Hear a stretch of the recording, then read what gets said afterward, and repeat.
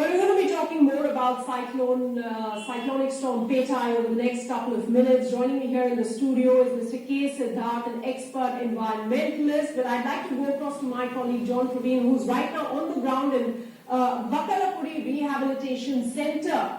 In fact, John, thanks so much for joining us at this point. You know, you've been out on the field for a while now. Give us a sense of what the situation looks like on the ground, because just a couple of more hours, as the Met Department predicts, when the cyclonic storm actually moves into next level, becomes much more aggressive and destructive. What is the state of preparedness on the ground there, John? Yeah, well, Sana, after the high impact and a high alert of the Petai cyclone, ahead of, we still have only 12 hours left, while the state of Andhra Pradesh will be witnessing a huge impact of Petai cyclone by tomorrow afternoon. I'm going to come back to you in just a few moments. Mr. K. Siddharth, I want to get you in right now. You saw, there's a sense of calm, there's order from this particular rehabilitation camp that my colleague John is at right now. The south part of the country, southern India, has seen now 3 back-to-back cyclonic storms, 2 as of now, and it's bracing for a third one. Do you think this seems orderly? We are well prepared because enough preparations have been done on the ground to, take the cyclonic storm head on. As much as the state administration can do, it seems, has been done. What is your observation initially? Well, with respect to cyclone preparedness in the country, we have been progressing almost day by day. That has been there. Particularly state like Andhra Pradesh have been developing itself and bracing itself very well, largely because of the social accountability and the social impact that goes to become necessary for the people and the officials in this region. Now, as far as cyclone preparedness is concerned, the NDRF has prepared a set of protocols that goes on to be one step, the second step, third step, and Andhra Pradesh and Odisha, both of them happen to be very much on par of it. But I want to point out 3 aspects that are going to be associated with cyclone preparedness, sure. And it's how is it that it can be managed even better. We have already set out to say that is every village must go on to have a community center which will go on to double itself as a school, which must be circular in nature. It must be elevated at least some 15 feet above the plinth. So during the slack season, when there is no cyclone, it can go to act like a school, it can go to act like a hospital, it can go to act like a community center, it can go to act like a recreation center. But during the cyclone, you go on to fill it up with every type of medicine possible, pumping water in that region. And these are the regions that are going to be least affected by cyclone because the wind severity is going to be at category 5. They'll be able to point them, they'll be able to move surrounding all of this circular area of the concrete state. Now that is going to make it even better. Now, having said that, we always going to say that is with respect to cyclone, as we went to see the perception of the people in this region, that is it's very difficult to convince people in the rural areas to come out of their shelter. Right. What people are going to do is that when cyclone goes into hit up, it's the outer peripheral portion that is called as the outer convective band that goes to hit the surface first. And that is going to be followed by an eye. Now, eye is a zone of calm. The moment eye goes into hit the region, most of the villages happen to come close to the coast. Right. Now, despite the fact that they are prevented not to do it so, because just immediately as they are going to come to the coast during the eye, then an eye wall with a 240 to 50 kilometer velocity of wind strikes immediately at that point of time. The most difficult position in this case, as I go to see in the task of the government, is to convince the villagers not to do anything that is going to be against the general protocol that the government has established. That's important. As you can go to see it from your report also, it is some of the villages are inimical to move away from the shelters because they think that their husbands will be usurped by the government for constructing something else. Right. So there are 3 aspects. One of them is the perception of the people in the region. The second is the preparedness level. And the third is what all that we can go to do to prevent ourselves from any type of a condition, any type of a cyclonic activity that can go to strike the region by constructing such type of community centers. Right. But do you think on the ground we have enough infrastructure, from the moment that the warning comes in and the time that the state administration has to, in terms of get itself ready to prepare the people of a particular area, because our coastline is also immensely vast. We have a vast coastline, and the fact that this is the third cyclonic storm that we are witnessing just in this particular winter season, I mean, says a lot. So, are we prepared enough in that sense? Do we have enough time? What would you say is the general, preparedness of the state government in this particular case? Of course, calling in the NDRF and the other external help helps to a great extent as well. The state governments generally, they're going to just provide some degree of an assistance to the NDRF because they have a force in this case.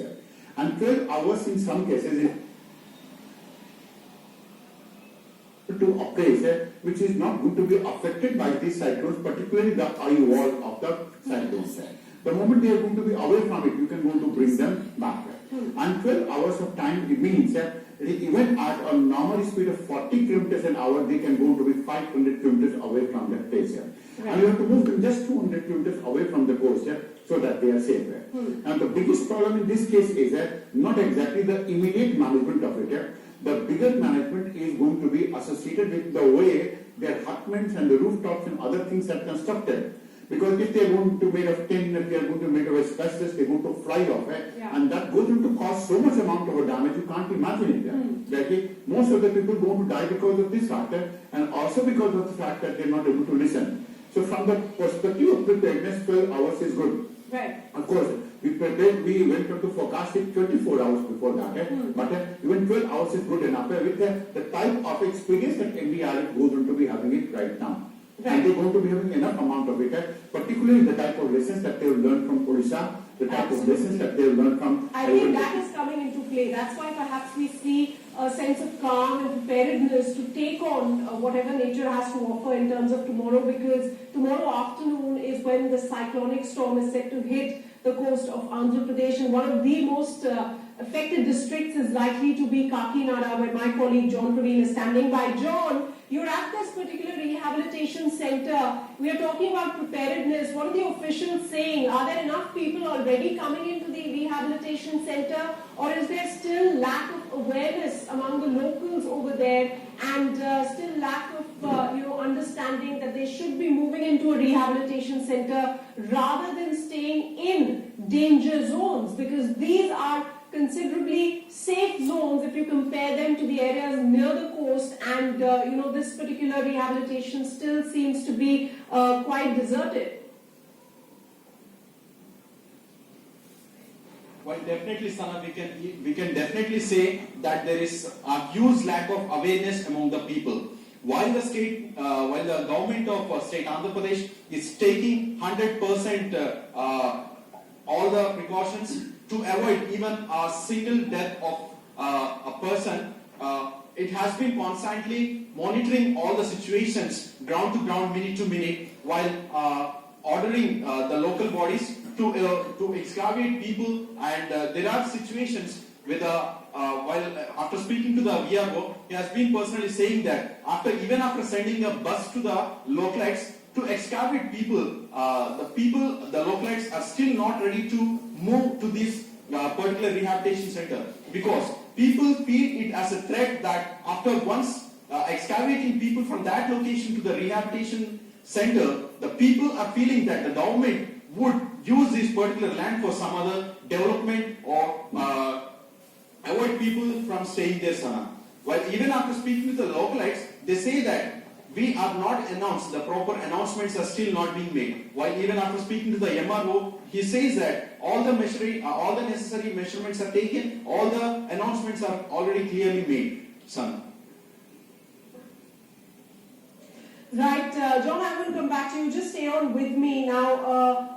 Mr. K. Siddhartha, what we're hearing right now is at least 9 districts on the ground are set to be affected by this cyclonic storm, which is East and West Godavari, Vizag, Vizanagaram, Srikakulam. Srikakulam is one district that has already borne the brunt of Cyclone Titli not too many weeks ago. But give us a sense of, what goes into, for all these locals who are not aware of how to react in this sort of a situation when they are not in these rehabilitation centers? What are the do's and don'ts in terms of when a cyclonic storm hits in areas and it's sort of perhaps unexpected, if one could say that, because most of these areas, are near the coast anyway, and the government and the authorities try to evacuate people to their very best, but still, as John and you were pointing out, it's very difficult for authorities to convince people of the dangers that the cyclone brings along with it.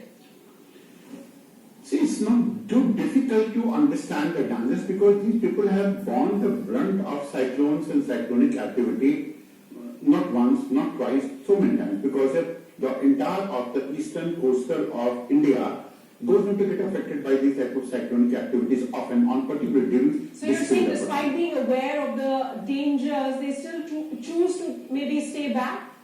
That's largely because they don't want to be having a trust either over the government or the people or the officials who are going to announce it. Perhaps it may have happened some time back that in the guise of announcing this type of warning, they may have received some amount of land and some people may have played pranks as well. So this is going to be one big danger. When you're going to be talking about what all that we can going to do in this case, some of these do's are that you must going to keep your radio on. Right? That's one part. The second is that is you must going to be having a secondary shelter also ready with you, maybe your relatives or anyone else. The third is from the government point of view, that is the lines of communication must be open and a mobile, then unalternative mobile number, and the roads also going to be paved through those regions through which rivers don't going to flow normally. That is going to be the third part. The fourth is your structure must be ready in this case, particularly an evacuation center, and I think the gentleman was using excavation center. It is evacuation center that must be ready. The fifth part in this case is that after cyclone has hit, because after cyclone goes into hit it, and during the time you people are required to provide with water, they are required to provide with medical facilities, they are required to provide with some degree of peace, particularly trauma centers, and post it, that is, they shouldn't going to get affected by any type of disease. Now these disease means that means you must be going to be having a set of doctors in that place. That's right. General medicine. Yes. Because after the cyclone, you're going to see a boat has climbed over a tree, and that a tree is above itself, something some 4th or 5th floor of the building also. What can going to happen, because a 20-meter high wave can going to throw out a boat to such a place, it is most undesirable place. You're going to find a boat perched 50 feet atop a tree, and you can hardly go to think that how it come to be in that place. Right. Let's just hope and pray that the devastation that one expects tomorrow, it's much less than what is being predicted right now, because this is going to be a very, very high intensity storm, even though we pointed out that there is no reason to be alarmed right now, because the Met Department said that this is going to be lesser in intensity as of now than what we saw the damage in Cyclone Tithi. On that note, I would like to thank the expert here in the studio, Mr. K. Siddhartha, as well as my colleague John Praveen, for joining us there from the Vatalpuri Rehabilitation Center in the Kakinada district. That's it then on this edition of India Ahead at 9. We'll be back. Special reporters coming up on the other side. Stay with us.